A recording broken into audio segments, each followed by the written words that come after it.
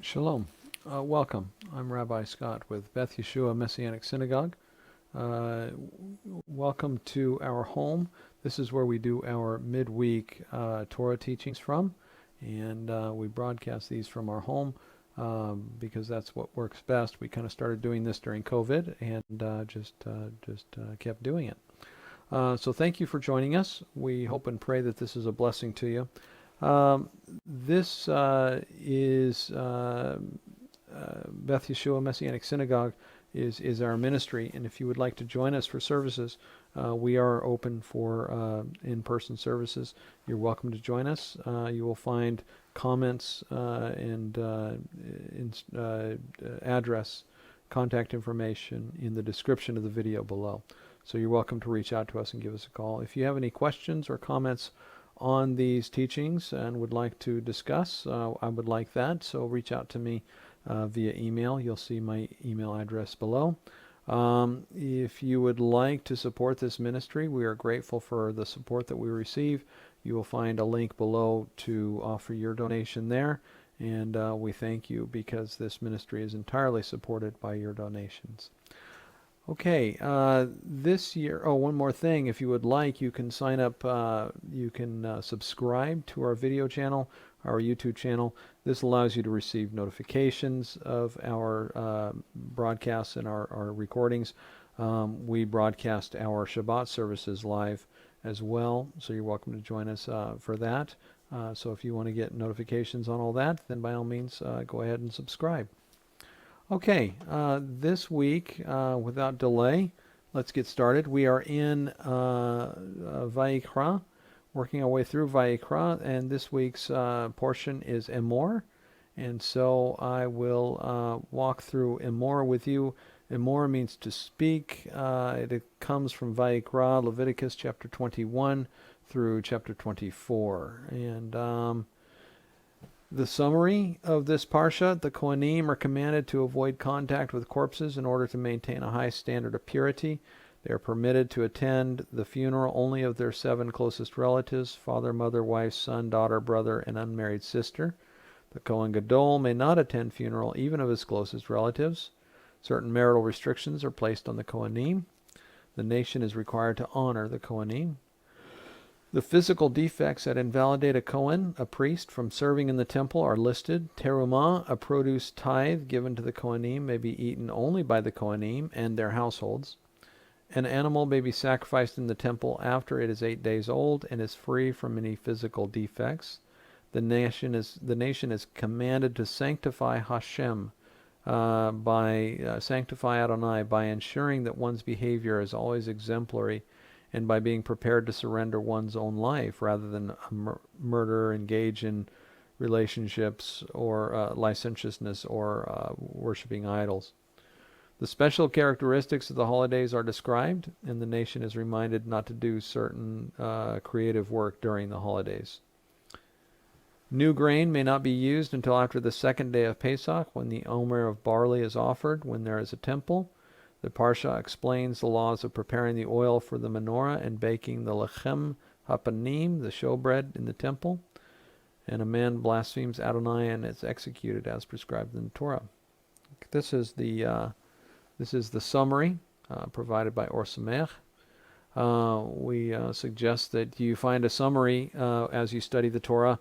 It can be helpful just to kind of get up to speed quickly and remind yourself quickly of the high points of the passage of the Parsha. Okay. Leviticus chapter 23, which is part of the current Parsha, is our calendar. This is where we get all of our feast days and holidays and observances. In Leviticus chapter 1, it says, chapter 23, verse 1, Adonai says to Moses, "Tell the people of Israel, the designated times of Adonai, which you are to proclaim as holy convocations, are my designated times." So emphatically, Adonai is saying here that these are my designated times. These are the holidays of Adonai. These are things we are to proclaim as his days. The word there is holy, set aside. Convocation. Convocation is a gathering together for a purpose, and that's what these are to be. The gospel is written out in the calendar. You can read it out as you begin to summarize the calendar, and you can see that laid in the passage here in Leviticus 23. We begin the calendar with Pesach, with Passover, and it says, "This shall be the first of your months." The first of your months is your birth month, the month in which you were born. The first of my months is April. That's the first of my months. And Passover then is a birth memorial. You go into the house at the night of Passover in Egypt. You went into the house, and you would wait until the morning came, and you would exit. You would come out through the blood that was painted on the doorpost into the world, emerging into life, or not, if you didn't have the blood on the doorposts. So, in a sense, yes, this is like a birth experience, coming out of the house, which is like the womb. We go into the Feast of Unleavened Bread, like new believers longing only for the true bread, without leavening. And then we begin the counting of the Omer. The sheaf, until the sheaf is waved. The sheaf leads us to the double loaves on Shavuot. Shavuot is a memorial of the covenant, the double loaves representing the covenant with Jew and Gentile. Or it could also represent the Old and New Covenants. The Old Covenant would be and we've talked about this, the covenant is a cutting, and the Old Covenant was a cutting of the flesh, and the New Covenant being a cutting of the heart. The sign of the Old Covenant was circumcision, the cutting away of flesh to reveal the inner flesh, and the sign of the New Covenant is a circumcised heart, a cutting away of the heart to reveal the inner heart. Although we have references, I believe in Deuteronomy 10, of circumcision of the heart as part of the old Torah, but I believe that the circumcision of the heart is brought about through the work of the Ruach in our spirit. Going on with the calendar, Leviticus 23, we come to Shavuot, which is the memorial of Revelation. And then after Shavuot, and the giving of the Torah was celebrated on Shavuot, after the Shavuot, we have the exile, or the long days of working the harvest, long days of working the field and the land until the harvest in the fall. And finally, we hear the sound of the shofar, the trumpet, on Yom Hadin, the day of judgment, bringing us to the harvest, beginning with the Day of Atonement, and then culminating in Sukkot, the great feast, the great ingathering feast, the 8th day celebration of Sukkot. Or the 8th day of Sukkot being a celebration of eternity, symbolic of stepping into eternity. And again, we spoke of the 8th day previously in our Torah studies, and here we're speaking again of the 8th day. Consider the gospel story, the narrative of the gospel, salvation and deliverance from slavery, which is sin. All sin is slavery. Delivered from slavery into life, yet to enter into a covenant, yet to enter into the marriage of husband and people, Adonai and Israel, or Yeshua and the kingdom believers, which is the bridegroom and the bride. This is what we see going from the Passover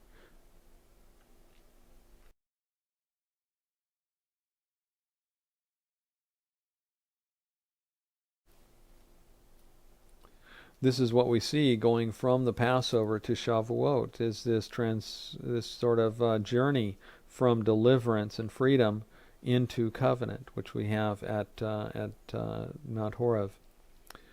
The counting of the Omer is part of this journey. The counting of the Omer, counting of the bride and the bridegroom on this journey, counting their days until the day of entering into betrothal. The Jewish tradition of the betrothal is that you are betrothed to the one you're going to marry, and you live as husband and wife, albeit without any marital relations, and you are considered husband and wife. You just don't live in the same house until the actual day of the wedding.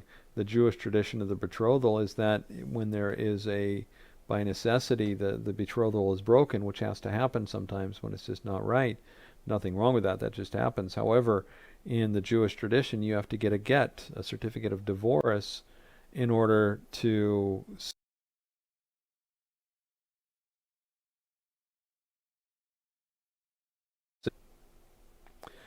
sever a betrothal. So that's the nature of a Jewish betrothal and tradition. And then after Shavuot, you go through the days of sowing unto the harvest, the sowing time, the hard work before the consummate wedding day, and finally the wedding day. But before the wedding day, the idea of making sure you are cleansed and prepared, like the day of the trumpet blast leading to the Day of Atonement, when you make sure that you are cleansed and prepared, when you are ready and you put on your garments of purity, the same way that the maidens were preparing for the bridegroom. The day of the covering, and then to the dwelling of the Sukkot, of the Sukkah, into eternity, the festival meal, and the gospel in the form of this annual calendar is completed. One way of teaching the annual calendar, and credit for this goes to John Parsons, Yeshua was crucified on Pesach. He was buried on the day of unleavened bread. He rose on the day of first fruits. And he gave the Ruach HaKodesh on Shavuot. We have not seen a fulfillment in the same way of Yom Teruah, Yom Kippur, and Sukkot. Therefore, we are waiting under the Shavuot. In other words, we are operating under the rules and practices of the Ruach and how he was given to us on Shavuot, which is just an interesting perspective on it, something to chew on and something to think about. The calendar is a functional definition of the Jewish people, just as you can learn a lot from American history and from American culture and our calendar in America.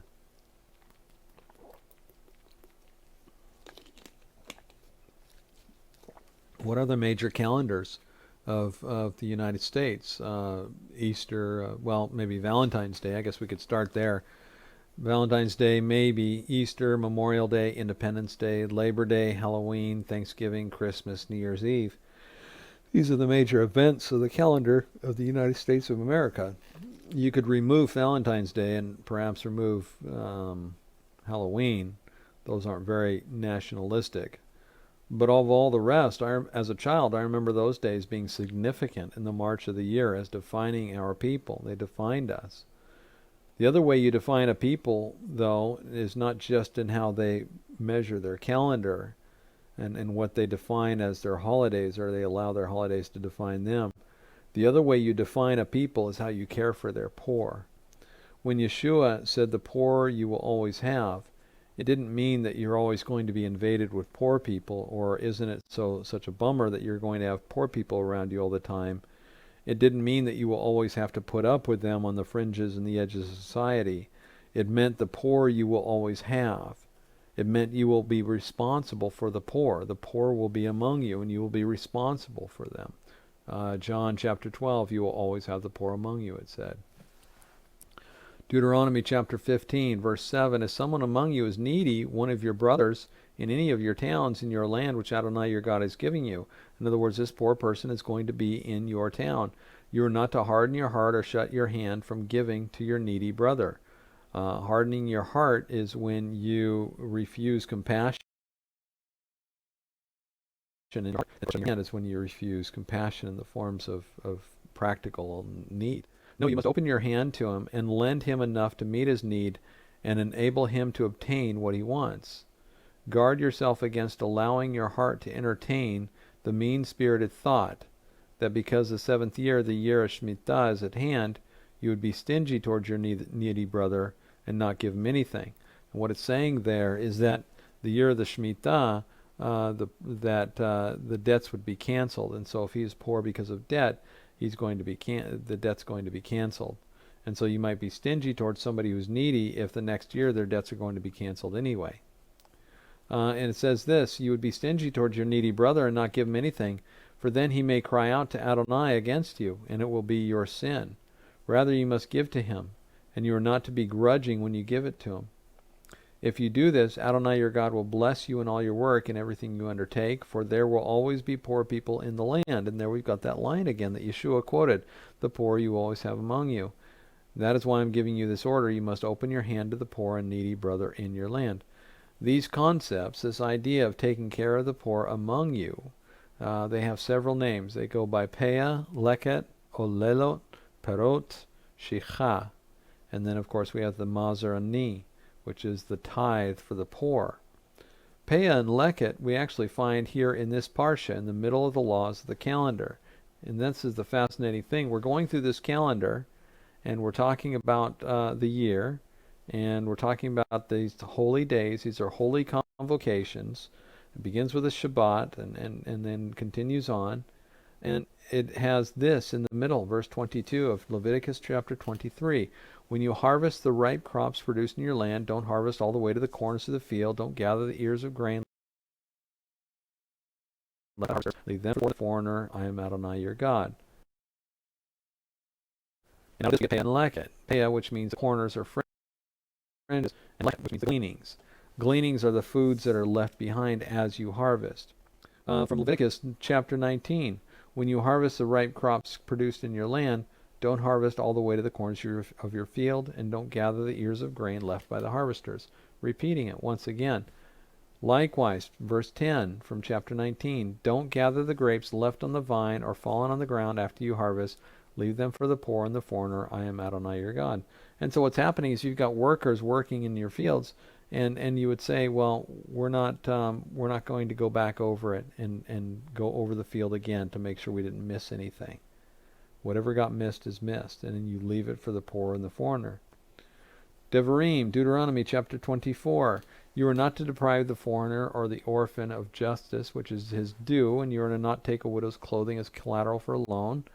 Remember, you were a slave in Egypt. Also, Adonai your God redeemed you from there. That is why I'm ordering you to do this.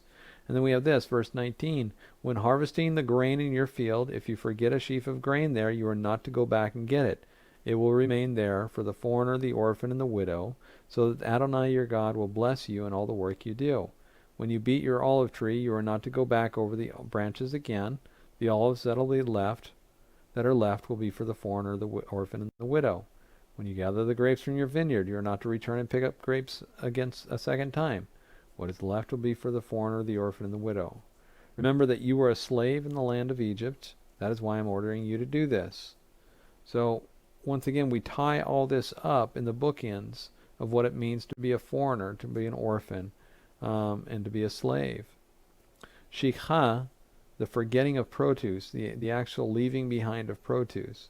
The biblical precept of shikha refers to cut sheaves, but the sages extended it to apply also to that of standing corn, which is forgotten in the reaping. Perot is a corresponding rule, is grain. You aren't supposed to go over the grain a second time. This passage refers to not going back over the olive trees and over the vineyard. Now, one of the things that this gives rise to is the possibility of corruption, in that there's a possibility of corruption to the spirit of the law rather than the letter of the law, as in 1 ear of corn or 1 bunch of grapes or 1 sheaf of grain. And so to combat this, the rabbis adopted the 1/60th rule as the minimum. But we see in the book of Ruth Ruth chapter 2, when she got up to glean, Boaz ordered his young men, let her glean even among the sheaves themselves without making her feel ashamed. That is, she's supposed to go and glean even among the sheaves. In fact, pull down some of the ears of grain out from the sheaves on purpose. Leave them for her to glean, and don't rebuke her. So she gleaned in the field till evening.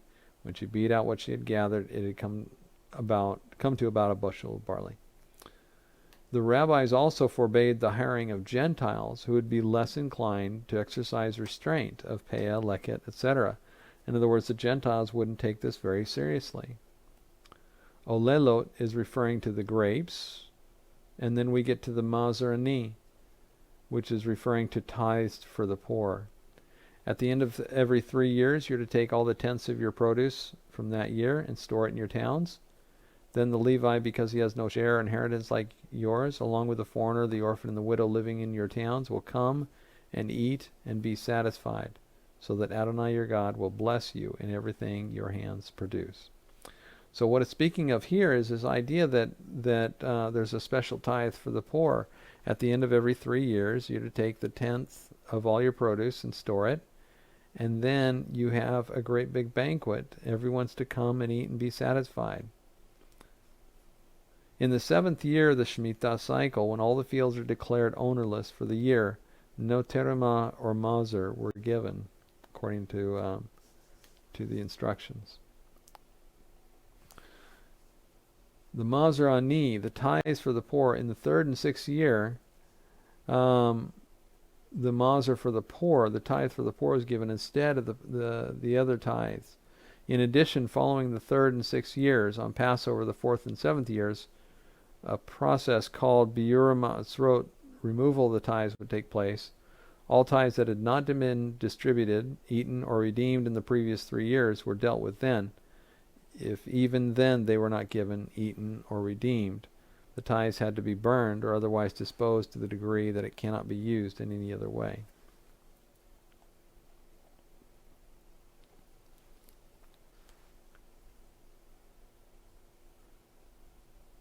We're coming up on Shavuot, and the tradition around Shavuot is to read the story of Ruth. The book of Ruth is the visual demonstration of the laws of Peah and Leket, the laws of harvesting to the corners, and of the gleanings that are left behind. Notice Leviticus, notice that we talked about this earlier, that Boaz actually took some out and left it for them to glean. The idea being generous and this sort of thing. It's interesting that the rabbis do not allow you to harvest yourself and give it to the poor. In other words, if I had an apple tree and I thought, well, I don't know if there's any poor people going to come to my orchard today, so I'm going to go ahead and put some stuff in a box and go take it down to a poor family. No, that's not how it was supposed to work, because even the poor are expected to go and work in the harvest.